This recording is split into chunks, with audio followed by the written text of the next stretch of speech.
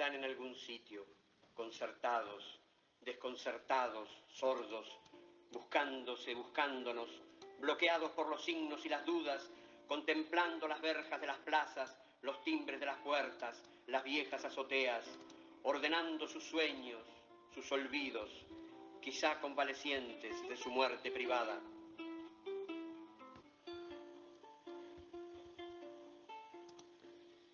El 27 de junio de 1973, Juan María Bordaberry disuelve el Parlamento. La dictadura queda instalada. Dejaba atrás una década de agitación social y política, pero habría otra del terror, persecución y libertades cortadas. La dictadura cívico-militar uruguaya se extendió entre el 27 de junio de 1973 y el 1 de marzo de 1985. Los últimos años de la década del 60 y los primeros de la del 70 estuvieron marcados por la fuerte violencia del partido MLN Tupamaro y la represión de las Fuerzas Armadas, en medio de una grave crisis económica que llevó a medidas extremas como la congelación de precios y salarios. La educación como campo de acción y control, subordinación del sistema educativo al proyecto político-militar. En este contexto, a partir de 1970, todo cambio será sinónimo de intervención del Poder Ejecutivo, lo que significa a nivel de políticas educativas la pérdida de especificidad del discurso pedagógico. Con la justificación de organizar y ordenar el sistema educativo, el gobierno comenzó a transitar el cambio desde una política liberal, no intervencionista en el ámbito de la enseñanza y respetuosa de la autonomía lograda, a una política intervencionista que se tradujo en sucesivas medidas restrictivas de dicha autonomía. Algunos de estos gestos del Ejecutivo en su búsqueda por lograr un mayor control sobre la educación son el proyecto de creación del Consejo Superior de Enseñanza, la intervención de los consejos de enseñanza secundaria y de la Universidad del Trabajo del Uruguay, UTU, entre febrero de 1970 y junio de 1971, y la sanción de la Ley 14.101 de Educación General. La Ley General de Educación número 14.101, aprobada en enero de 1973, incluía en su articulado una visión coercitiva y puntativa hacia los docentes y los alumnos. El sistema educativo fue un blanco de duras críticas, así como de intervenciones coercitivas. Se articulará en el ámbito de la enseñanza una matriz ideológica profundamente conservadora, la cual se expresaría, entre otras dimensiones, en la reformulación de planes y programas de estudio. En 1974 habían sido nombradas nuevas autoridades en el CONAE y en los consejos de educación. La reestructura educativa fue realizada por la dictadura, constituyendo una ruptura radical con el pacto liberal y democrático que había tenido la educación uruguaya hasta entonces. La reforma abarcó todos los aspectos: fines, formas de gobierno, estructura, planes y programas de todo el sistema educativo.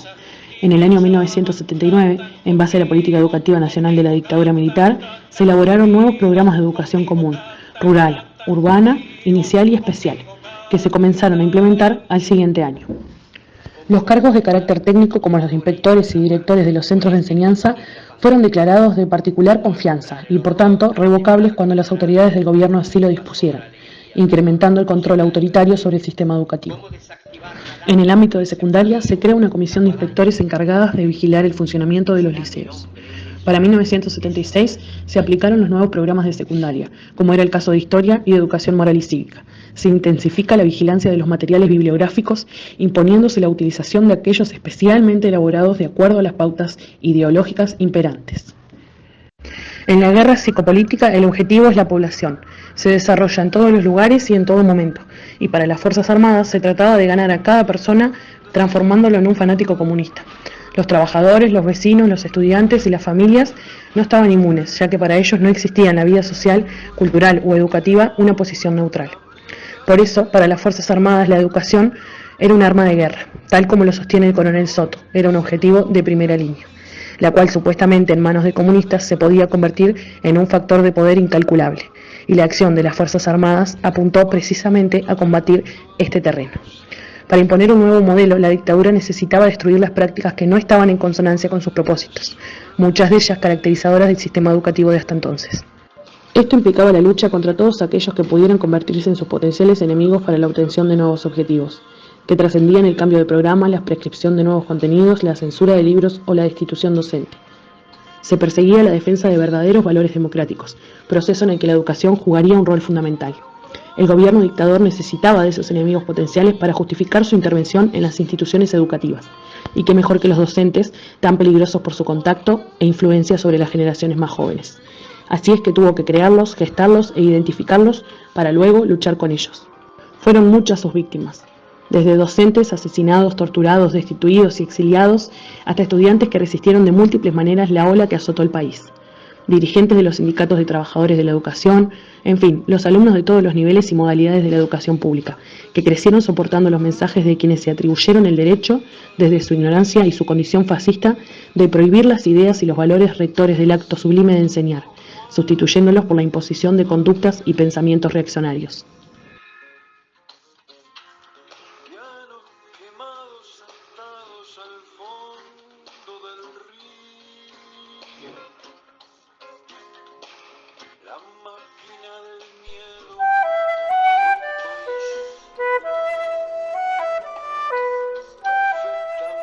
En primer lugar, agradecer que haya gente en el Uruguay que se preocupe de estas cosas, de hacer estas cosas. Jóvenes como ustedes, gente como María Julia, la Intendencia, Voces de Canelones, porque creo que los uruguayos y el mundo necesitamos hacer estas cosas. Necesitamos recuperar memoria, recuperar recuerdos, saber cómo fueron las cosas. Ir construyendo un relato histórico de lo que pasó en el Uruguay para que nunca más vuelva a pasar y para que eso nos sirva para seguir cambiando. Estamos haciendo esta entrevista, esta grabación en un momento muy particular, en lo personal. A esta hora, hace 46 años yo estaba cayendo preso, en esa escuela que está ahí, que después podrán ver la foto. 3 meses que había agarrado la escuela después del concurso. La foto de la escuela está ahí con los gurises. Y me llevan de la escuela a la policía, con lo que llamaba la fuerza conjunta en ese momento, con el ejército. Yo tenía quinto y sexto. Con todo lo que pasaba ya en la dictadura, sin comprender, porque yo creo que no podían comprender lo que nosotros hacíamos, porque todavía, sobre todo en algunas zonas, y en particular en la zona de Floresta, Soca, no se podía comprender lo que nosotros hacíamos.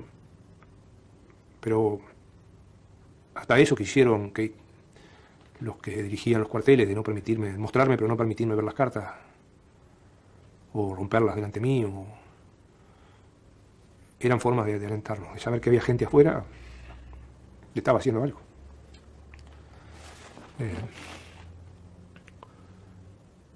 O lo que significaba lo que hacían muchos familiares, muchos padres, muchos vecinos, muchos amigos.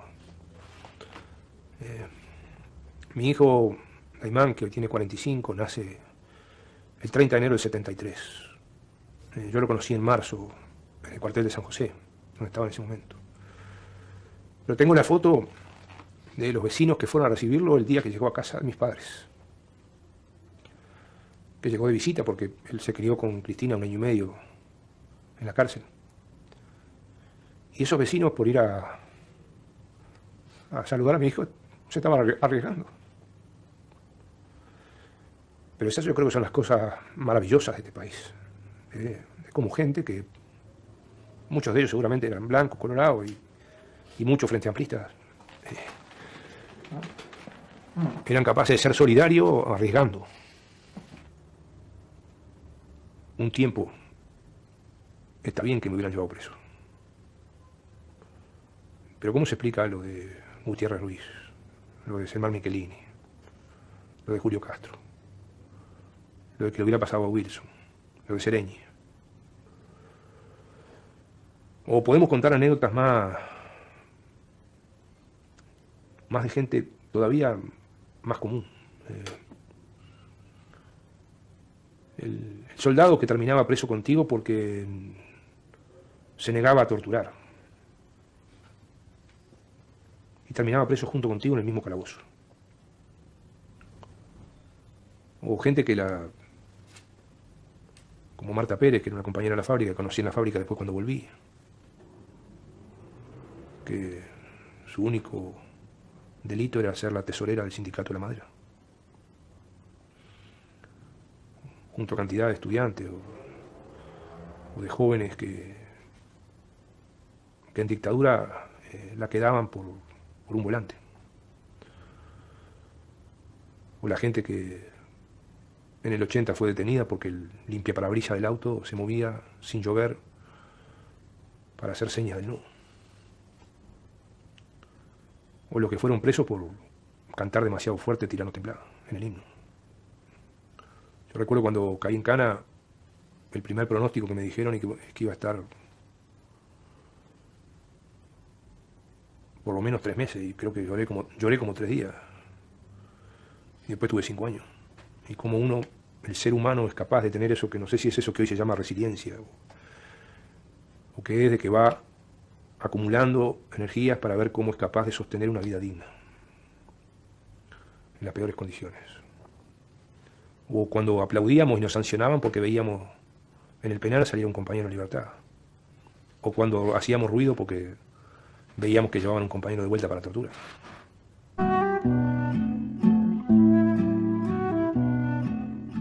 El tiempo ha pasado, pero el recuerdo es cada vez más profundo y más intenso. Yo caí presa embarazada en el año 1972, junio de 72, cursaba 2 meses de embarazo. Habíamos tenido con Ernesto, mi esposo, una militancia en el Movimiento de Liberación Nacional, yo diría muy periférica. Ernesto y yo militábamos en magisterio, éramos estudiantes de magisterio, y había en el mundo la sensación de que había que introducir cambios rápidos, urgentes, y cambiar en Uruguay a veces, quienes pasamos por esto, la metodología de nos sentíamos tocar el cielo con las manos, los cambios tenían que hacer ya ahora, éramos parte, integrantes y visores de toda una injusticia social que estábamos viviendo en medio de esa crisis económica. Ustedes se imaginan en esos años 68, 69, las luchas estudiantiles, las luchas obreras, la muerte de Liberarse. Yo recuerdo que fue la mayor marcha estudiantil que recuerdo del siglo XX atrás de Liberarse. Y primero estudiantes de magisterios y después maestra trabajando en una escuela rural, donde allí viví la instalación de las medidas prontas de seguridad. Estamos hablando del año 70, 71. Medidas prontas de seguridad que, bueno, que de alguna manera una democracia ya que estaba empezando a ser tutelada. Estamos hablando del gobierno de Pacheco Areco en el año 71, 72, después le sigue Bordaberry en las elecciones. Estamos hablando entonces de las medidas prontas de seguridad. Se había producido la muerte de Almidrioni, donde trabajamos en un clima muy difícil, de muchos controles. El ejército había ganado las calles. Yo recuerdo aquella anécdota cuando un alférez trabajaba en la escuela rural de Ruta 9, cuando un alférez me pide permiso para entrar a la escuela, y yo le digo, bueno, que no lo podía hacer. Y dice, no, si estamos amparados por las medidas prontas de seguridad y podemos acceder, quedarnos en este lugar, cualquier lugar público. Vivíamos un momento de mucha crisis, como decía, pero también de mucha militancia social. Los sindicatos, los estudiantes. Y bueno, empezamos a tener una militancia con Ernesto en el Movimiento de Liberación Nacional, hasta que fuimos detenidos. Ernesto cae preso, después me van a buscar a mí, yo caigo 2 veces, y yo caigo embarazada de mi hijo mayor, que hoy ya tiene 45 años, Daimán, y soy detenida primero en el cuartel de infantería y después en el cuartel de San Ramón. Y vivo, por suerte no sola, sino en conjunto con 25 mujeres más, con la idea que por primera vez íbamos a ser madres, que ninguna tenía más de 25 años, y nacen en el hospital militar 25 niños de estas 25 madres, cuyas procedencias eran de distintos lugares. Veníamos de un cuartel, unas de San Ramón, otras de infantería, o lo que fuere. Cuando caímos presos, el embarazo no fue un elemento disuasor para la tortura, ni para que se nos torturaba, ni para los representantes del ejército en ese momento, que lo hacían sistemáticamente con todos los presos. No fue un elemento disuasor con ninguna de las madres que estábamos embarazadas, sino que a veces fue como un elemento, un centro de atención para hacer énfasis en la tortura. Yo no sé si socialmente corresponde hacerlo, pero siempre la tortura física o psíquica lo que tiende a impedir es la identidad de la persona, a destruir la identidad y a transformarla en víctima. El haber caído embarazadas se siente una enorme responsabilidad por uno y por el niño o niña que uno lleva dentro. Fuimos torturados en el cuartel de San Ramón. Por suerte, logramos pelear nuestra identidad y no transformarnos en víctima en la medida de lo posible y preservar de alguna manera nuestra forma de ser y la cordura, que por momentos parecía realmente que la íbamos a perder. Y me acuerdo que cuando me tocó, yo estuve casi 4 años presa, cuando me tocó pasar al Tribunal Militar de Estudios Superiores y relatar, me permitieron relatar un rato de la escena que vivíamos todos los días en la cotidianidad, dije, mire, los niños aprendieron en este orden las palabras, que no son las que habitualmente las aprenden. Dijeron mamá, dijeron soy Ayo y después papá, que era una figura que la veían cada 15 días cuando la familia pasaba a recoger al niño y se lo llevaba al penal de libertad al padre. Entonces, esto era para relatar, soy Ayo era soldado. No lo veían como un elemento de acercamiento, lo veían como elemento represor. Los niños quedaron un año, hasta el año y medio, viviendo con nosotros, hasta que un día son entregados a la familia, los que tenían familia. Algunos familias absorbieron otros niños, que bueno, que sus abuelos no estaban, que no existían, que no estaban en el país. Pero si yo tengo que recordar un momento de mi vida, más allá de la cárcel, más allá de la tortura, fue el día que me arrancaron a ver. Hay alguien que lo cuenta y dice, esto no tiene igual. Una compañera decía, esto es un desgarrón sin parangón. Es así. Y los niños pasaron a vivir con sus abuelos afuera de la cárcel, digamos, pero lo que nos quedó de alguna manera a nosotros es aquella imagen desolada de las cunas vacías, de armando los bolsos en esa situación, porque nuestro nuevo destino era el penal de Punta de Rieles. Y fue así.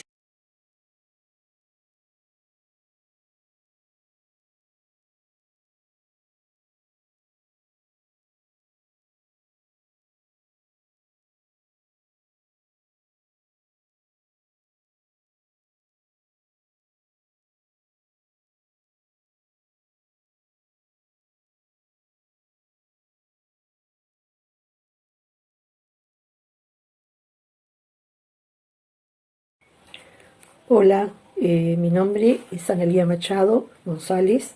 En este momento estoy jubilada docente, mi edad es 63 años. Nací en la ciudad de Florida y resido en la ciudad de Florida actualmente. Comencé a estudiar magisterio en el año 78 en el Instituto de Formación de Florida y estudié desde el año 78 al 80, que me recibí como maestra.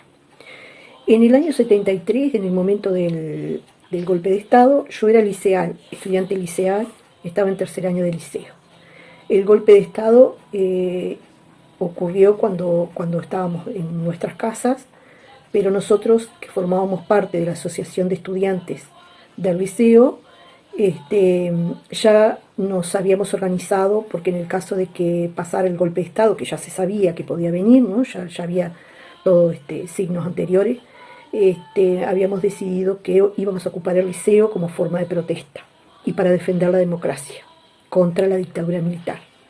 Entonces, el 28 de junio, en la mañana, a las 8 de la mañana, en columnas, llegamos al liceo y ocupamos el liceo, cerramos todas las puertas, lacramos algunos espacios como la dirección y la parte administrativa, se lacró con escribano público. Luego se cerró todo el liceo y nos quedamos adentro por 3 días esperando que hubiera alguna, mientras había muchos trabajadores que estaban ocupando fábricas, estaba todo coordinado con los trabajadores y otros estudiantes que iban a ocupar otros lugares en forma de protesta.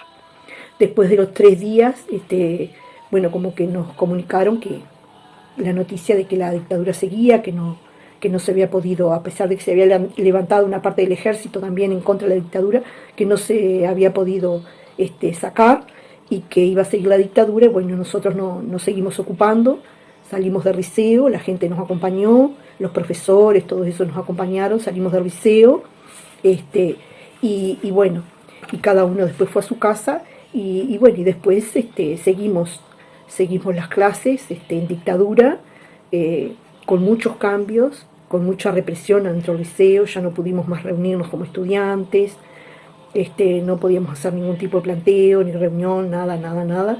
Era ir y venir al liceo y nada más. Hubieron muchos profesores destituidos, hubieron profesores nuevos, en realidad sí era un momento difícil.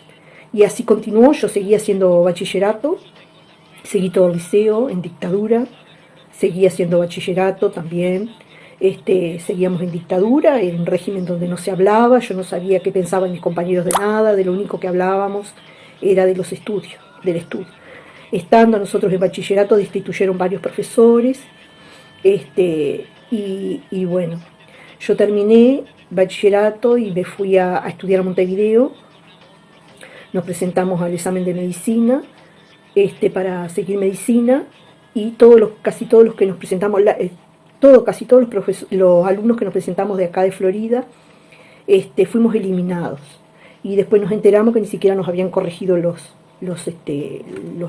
escritos, porque había prueba de admisión, no nos habían corregido, porque solamente admitían a personas que tuvieran alguna persona que los presentara, que tuviera un militar o algo en la familia, y así fue que de esa generación entró una sola persona que pudo estudiar medicina, porque tenía familiares militares. Nosotros no pudimos entrar. Hicimos otros estudios, bueno, no era fácil estudiar en ese momento en Montevideo, había mucho miedo. Yo al final vuelvo a Florida y me inscribo para estudiar magisterio.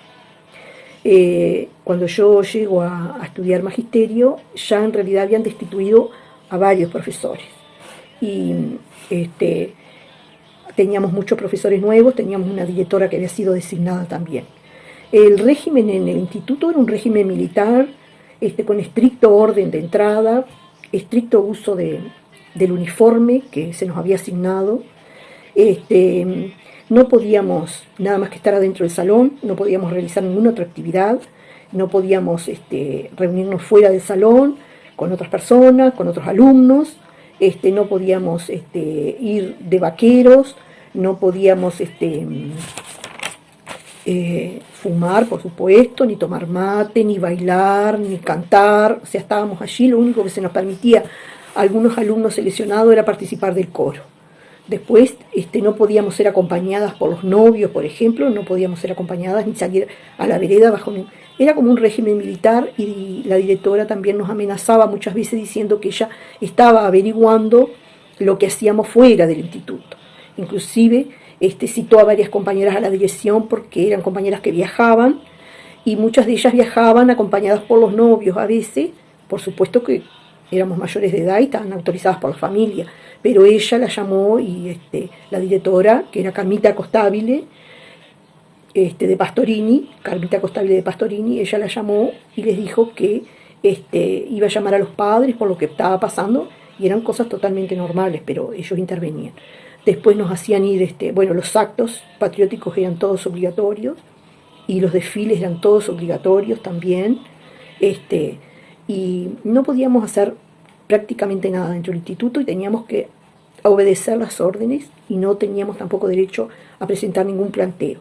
Ya cuando yo estaba como en segundo, nos movió un problema que hubo en el instituto, y era que el alumno más brillante que había en el instituto, el más brillante de todos, se le negó, no se le dio la bandera. Entonces fuimos un grupo de alumnos que éramos más chicos, que lo conocíamos, a preguntarle a la directora que por qué, y ella dijo que lo que pasa es que no se permitía ser abanderado a nadie que no fuera de buena familia. Y ahí quedó.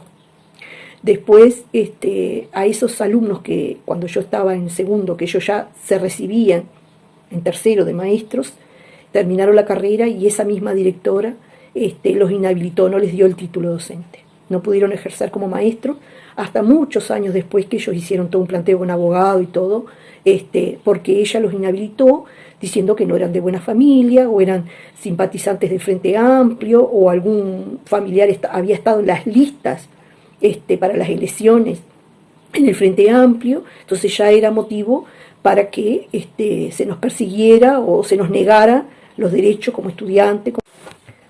Bueno, mi mensaje final, después de haber vivido como estudiante durante muchos años la dictadura militar, es que tenemos que defender la democracia.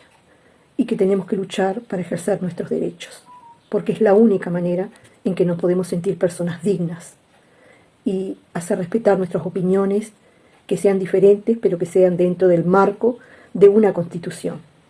Y eso es la mejor manera de poder vivir, porque realmente esos años que nos marcaron a muchos de nosotros fueron años muy, muy tristes y muy faltos de todo, de afecto, de solidaridad, de compañía. Fueron terribles años. Por eso mi mensaje es: defiendan la democracia, que es la mejor forma de vivir. Gracias. Diversos fueron los mecanismos creados por el gobierno dictatorial para justificar el control, el orden y la expulsión del enemigo dentro del ámbito de la educación.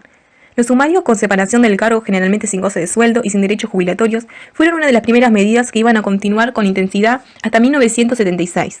En realidad, los sumarios por razones políticas o gremiales se habían iniciado en la educación media antes, en el 70, pero después del golpe se hicieron mucho más numerosos y frecuentes. Las razones eran diversas: la actividad gremial o política, el haber participado como delegado partidario en las mesas electorales en 1971, casi cualquiera podía ser considerado un enemigo para la seguridad interna. La reglamentación estableció que si la separación del cargo era inferior a 3 meses, podía ser con o sin goce de sueldo. Si era mayor a 3 meses, siempre sin sueldo. A partir del año 1970 existe todo un sistema constituido para sumariar docentes. La movilidad y rotación en los cargos comienza a ser una constante que se repite sin importar la jerarquía o función del funcionario. En el año 1973 se establecen normas específicas con el fin de reglamentar y justificar las acciones ejercidas para con los funcionarios detenidos o procesados por la justicia. A partir del año 1974, los controles sobre los funcionarios del Consejo de Educación Secundaria se vuelven cada vez más estrictos, así como también las condiciones que deben cumplir los aspirantes a desempeñarse como docentes. La destitución de docentes no cumplió regularidad alguna, como tampoco la comunicación de que el funcionario no trabajaría más en el sistema. La documentación existente es ambigua, discontinua e incluso inexistente para destituciones realizadas a través de las llamadas telefónicas.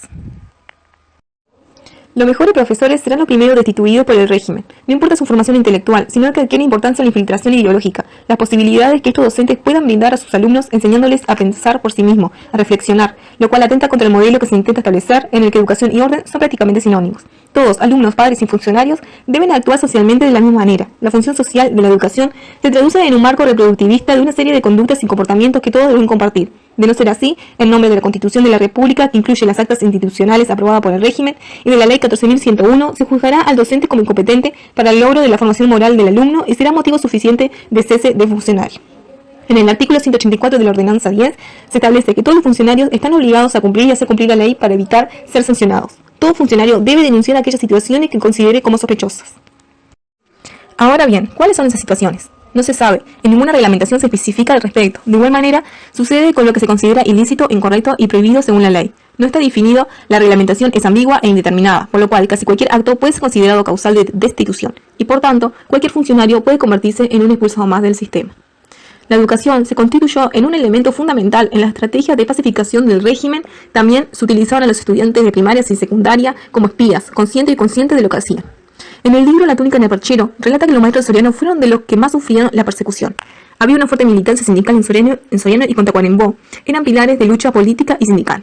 Los listados de nombres de destituidos se engrosaban con la mención a los docentes de estos departamentos. En Mercedes, una maestra que se tuvo que ir a la mitad de su clase, dijo que estaba enferma y la abandonó porque alguien le avisó que venían por ella. Una clase es un espacio humano construido entre cada uno de los integrantes. Es como irte de tu casa y tener que irte es dejar de acompañarlos. Es un dolor que solo un docente puede entender, que te separen de ellos a la fuerza injustamente, sin poderte defender, sin saber qué viene después, si la cárcel, el exilio o la muerte. Los militares entraban a la escuela, revisaban todo, se interpretaban a su manera lo que encontraban. Si teníamos algún libro del cubismo, lo asociaban con Cuba y ibas a tener un problema. Las carteleras no podían tener color rojo, ya que eran del comunismo. Se le hizo a los autores la pregunta, ¿pero hubo docentes que colaboraron con el régimen? Dijeron que sí. Descubrieron un caso en el que una maestra había sido destituida y el otro día regresaba nuevamente. Siguieron el caso, la encontraron, la llamaron y les dijo que había sido destituida injustamente. Y confesó que apoyó la dictadura. Ella tenía a alguien cercano en el ejército y les cortó el teléfono. Una maestra contó que no se podía enseñar el tema de libertad en clase y buscaba la forma para darlo. Es así que se trasladaba con su clase al Prado a estudiar a los pájaros y ahí le decía, ¿ven cómo vuelan libres?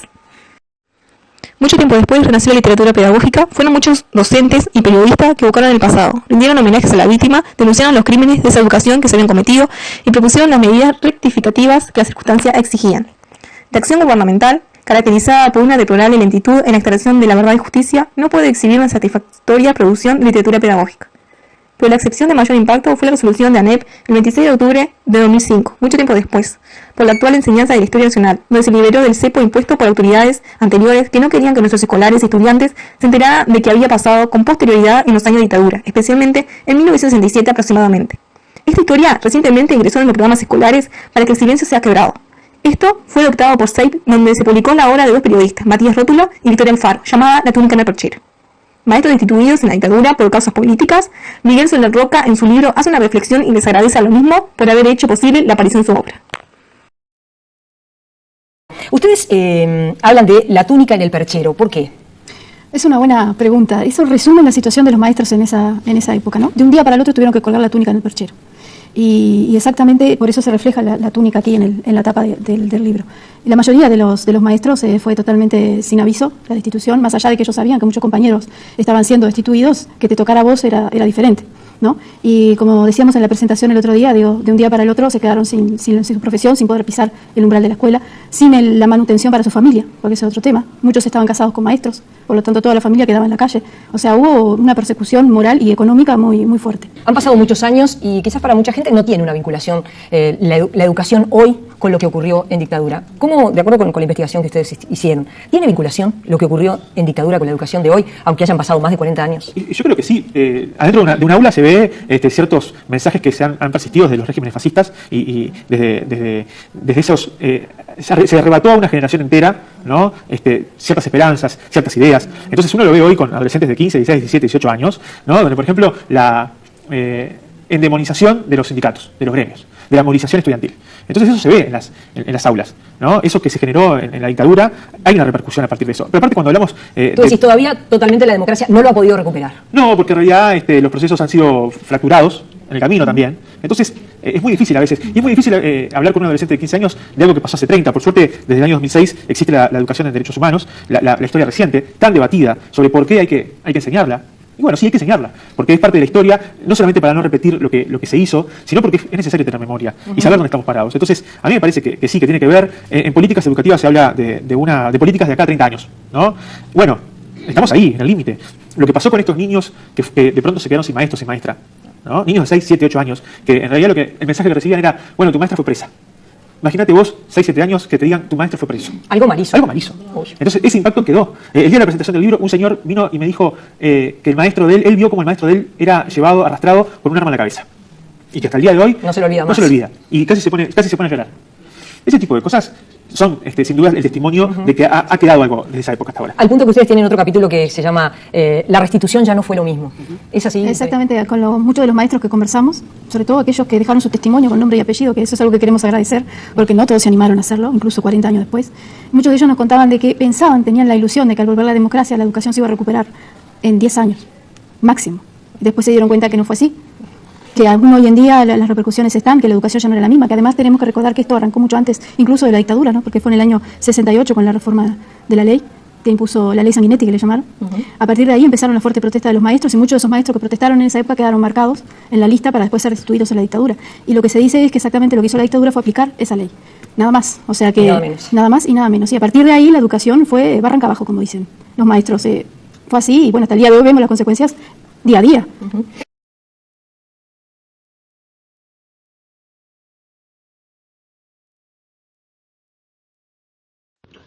Julio Castro fue un educador y periodista uruguayo secuestrado por la dictadura cívico-militar el 1 de agosto de 1977. Permaneció como detenido desaparecido durante 34 años. Hasta el 21 de octubre de 2011, cuando su cuerpo fue encontrado en un enterramiento clandestino realizado por el personal militar uruguayo en una finca de Toledo. Su desaparición y búsqueda fueron emblemáticas, ya que fue la primera desaparición forzada enmarcada en la represión de las dictaduras en América Latina, investigada en particular por las organizaciones de defensa de derechos humanos.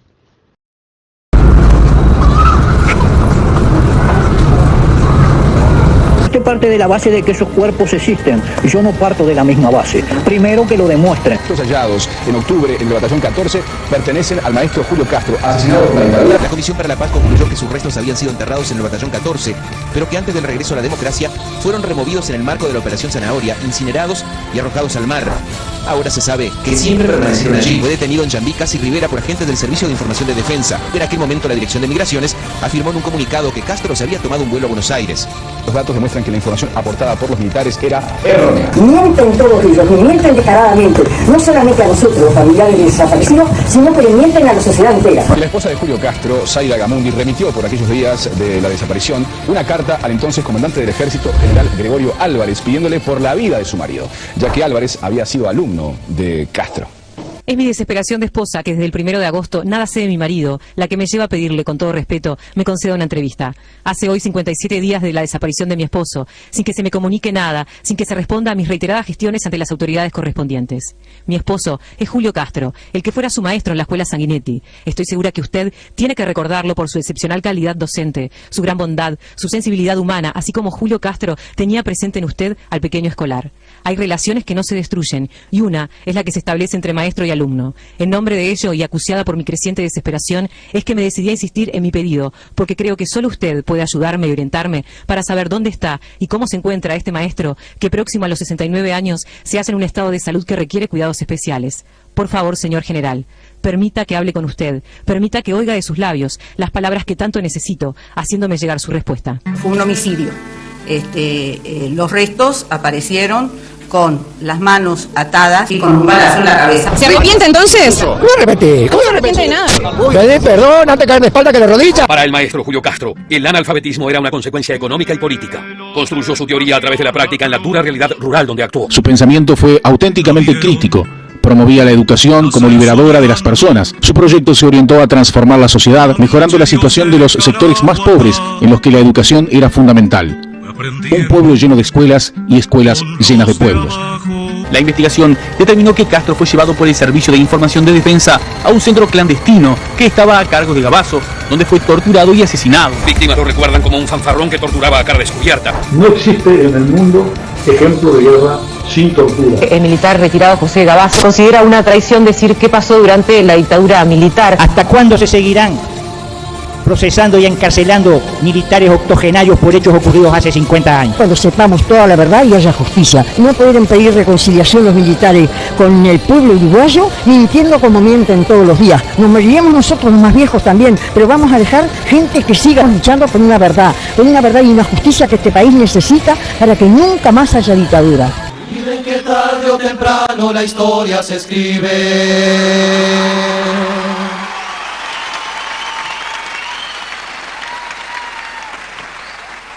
Contexto previo a dictadura. Ante la ola de paros de bancos oficiales, empleados públicos y violencia callejera, el 13 de junio de 1968, el gobierno encabezado por Jorge Pacheco Areco decreta las medidas prontas de seguridad, un instrumento jurídico excepcional contemplado ya en la Constitución de 1830 para hacer frente a casos graves e imprevistos de ataques exterior o conmoción interior, dando inmediatamente cuenta a la Asamblea General. Al amparo de esta disposición constitucional, el gobierno implementó su programa económico, que tendía a beneficiar a las clases dominantes. Ejemplo por demás elocuente será la integración de su gabinete, con hombres representativos de la banca, del gran comercio y de la industria, así como del sector agroexportador. En previsión de la resistencia que esa política económica generaría, fueron las medidas de seguridad, el modo de permitir al gobierno desatar una represión contra el movimiento popular. Fue entonces que la censura a la prensa y la clausura de los diarios empezaron a ser moneda corriente. La madrugada del 9 de agosto de 1968, el entonces ministro del Interior, Arechaga, bajo las órdenes de Pacheco Areco, ordenó el allanamiento de la Universidad de la República, las facultades de Agronomía, Arquitectura, Psicología, Medicina y la Escuela Nacional de Bellas Artes con la excusa de que esos lugares depositaban armas y panfletos que violaban las medidas prontas de seguridad vigentes. Al mismo tiempo se sucedieron varios enfrentamientos callejeros entre la policía y los estudiantes en los alrededores de los locales allanados, con un saldo de 5 estudiantes heridos y uno de ellos en estado de coma. Ese mismo día, el Poder Ejecutivo solicitó a las cámaras de senadores la venia para destituir a los miembros del Consejo Central de la Universidad de la República y se estableció la censura previa a los comunicados de esta universidad. Este hecho quedó registrado como la Universidad Amordazada. El Consejo Directivo Central de la Universidad de la República denunció todos los destrozos producidos por estos allanamientos, la sustracción de material docente, de documentación y de todos los ficheros con los datos de los alumnos. La indignación estudiantil estalló en forma de enfrentamientos diarios como consecuencia de la violación de la autonomía universitaria. Fue en contra de esta, por el levantamiento de las medidas prontas de seguridad y por mayor presupuesto para la universidad, que estudiantes de odontología, veterinaria, enfermería y medicina se congregaron en la Facultad de Veterinaria el lunes 12 de agosto de 1968. El objetivo era difundir las reivindicaciones estudiantiles y realizar una movilización rápida sin aviso previo para evitar la represión. Liberarse se encontraba entre los pocos cientos de estudiantes que a media mañana se disponían a salir de la facultad por la calle General Prim, hoy Liberarse, rumbo a Rosell y Ríos. Luego de avanzar algunos metros, se toparon con un vehículo policial del que bajaron 3 policías y un oficial, Enrique Teguiachi Brenes. Los policías pertenecían a la seccional 9ª, cuyo comisario era Juan María Lucas, quien formó parte del selecto grupo de policías escogido por la CIA a comienzos del 68 como germen inicial de la futura Dirección Nacional de Información e Inteligencia. Poco tiempo después, Lucas formó parte también del Escuadrón de la Muerte. Al ver a los policías, en un comienzo los estudiantes retrocedieron, pero luego uno de ellos avanzó y tras él una estampida de sus compañeros, lo que hizo retroceder a algunos agentes. Pero el oficial, Teguiachi, desenfundó entonces una pistola fuera del reglamento marca Tala calibre 22, adquirida en Buenos Aires durante una capacitación en la policía bonaerense. El segundo disparo que realizó entró directamente por la parte posterior de la raíz de la pierna izquierda de Liber, impactando en su arteria femoral. Poco después fue conducido al hospital de clínicas donde ingresó en estado de shock, estabilizándose varias horas después. Pese al éxito inicial de la intervención a la que fue sometido, Liber falleció sobre las 10:30 de la mañana del 14 de agosto de 1968. Fue velado en el atrio de la Universidad de la República y una multitud acompañó su cuerpo hasta el cementerio del Buceo, transformando el hecho en una manifestación popular contra la política del gobierno. Se estima que más de 250.000 de personas concurrieron al entierro. Muchos comercios cerraron en señal de duelo y los ómnibus de la empresa de transporte de propiedad municipal colocaron cintas negras en sus parabrisas. Al pasar el cortejo por las iglesias, estas hicieron sonar sus campanas en señal de duelo. El 20 de septiembre del mismo año, más muertos. La policía volvió a reprimir otra manifestación estudiantil contra las políticas de gobierno de Pacheco Areco, hiriendo a más de 40 personas y disparando perdigones contra las ambulancias. Mataron a Susana Pintos, de 27 años, y a Hugo de los Santos, de 20. Desde entonces, el 14 de agosto ha sido asumido por el movimiento estudiantil uruguayo como la fecha de los mártires estudiantiles, y no hubo un año, incluso durante la dictadura cívico-militar, que no se recordara Liberarse, con concentraciones relámpagos en el atrio de la Universidad de la República y en las distintas facultades, marchas, seminarios o la lluvia de claveles y rosas rojas en la Biblioteca Nacional. En plena dictadura, se realizó en Montevideo una multitudinaria movilización callejera durante la llamada Semana del Estudiante, con la excusa de celebrar la llegada de la primavera. La marcha, autorizada por los militares y realizada el 25 de septiembre de 1983, partió del edificio central de la Universidad de la República y se desplazó hasta el Estadio Luis Francini, organizada por la Asociación Social y Cultural de los Estudiantes de la Enseñanza Pública. Esta manifestación, a la que se sumaron obreros y políticos proscriptos, se convirtió en un gigantesco acto de protesta contra la dictadura y el autoritarismo y marcó un mojón en el difícil camino hacia la recuperación de la democracia. Fue la cachetada más grande que se le dio a la dictadura, porque el gobierno había apostado a transformar la cabeza de los jóvenes y la movilización había demostrado justamente lo contrario. De ella participaron entre 15.000 y 20.000 personas. 1949-1974, en este periodo el gobierno oficializa 18 instituciones normales. 1973, durante el proceso de dictadura, se aprueba la ley 14.101 que crea el Consejo Nacional de Educación. 1977 se crea el INADO, Instituto Nacional de Docencia. En este instituto se reúnen por primera vez la formación de maestros, profesores para educación media y maestros técnicos. En el interior, los institutos normales se transforman en Instituto de Formación Docente. 1984, en los últimos meses del gobierno de dictadura, a fines del 84 y luego de un proceso de acuerdo dado en el marco de las reuniones de la Concertación Nacional Programática. 1985 se aprueba la Ley de Emergencia 15.739 que organiza el funcionamiento de la educación pública y crea la ANEP y el CODICEN. 1986, nuevo plan para la formación magisterial. Los cursos pasan nuevamente a ser de 4 años y se elimina el bachillerato premagisterial. Se retoma la formación semilibre de profesores en el interior del país. El Archivo General de la Universidad creó un espacio en memoria de los estudiantes y docentes de la UDELAR desaparecidos. En el marco del 20 de mayo del pasado año, como cada 20 de mayo, fecha en que se homenajea a nuestro país la memoria de detenidos desaparecidos en la dictadura, el Archivo General de la Universidad, junto con la UDELAR, recuerda a los docentes y estudiantes desaparecidos en este periodo. Los nombres de los 41 estudiantes y docentes desaparecidos durante la última dictadura fueron incluidos en Historias Universitarias, una plataforma web del AU. Este espacio brinda información confiable y verificada de los distintos actores universitarios y su trayectoria en la UDELAR. Además, cliqueando en el nombre de cada uno de los desaparecidos, se accede a una ficha completa con su foto, datos del lugar y fecha de nacimiento, nombre de sus padres, vínculos universitarios, espacios de militancia y momentos de detención. Para llevar adelante esta iniciativa, los investigadores del AU se basaron en los valiosos aportes del equipo universitario dirigido por el conocido historiador José Pedro Barrán. La actualización de los datos se basó en las fichas disponibles en el sitio de la Secretaría de Derechos Humanos para el pasado reciente de la Presidencia de la República. Esta base de datos surgió como la derivación de la doble función que cumple el Archivo General de la Universidad de la República. Primero, como repositorio de su acervo histórico, pero también como espacio de producción de conocimiento sobre la historia intelectual y cultural de Uruguay. El sitio web de la Facultad de Humanidades y Ciencias de la Educación también cuenta con un apartado en memoria de sus estudiantes detenidos desaparecidos. En esta lista se encuentran, por ejemplo, Nevio Ariel Melo Cuesta, hijo de la tristemente conocida Luisa Cuesta, una referente de lucha por la búsqueda de los detenidos desaparecidos durante la última dictadura de nuestro país. Una mamá más que partió de este mundo en noviembre del 2018 sin saber dónde estaban los restos de su hijo. Centrándonos en la formación magisterial, en las imágenes adjuntas según la fuente MEC, podemos observar las cifras y gráficos de la evolución de la matrícula de magisterio entre el año 1967 y 1981. Finalmente, agradecemos este espacio que fomenta la reflexión y la memoria colectiva, ya que entendemos, como dice Teodoro Adorno, que la educación y el estudio de la barbarie es la principal herramienta para no repetir la historia.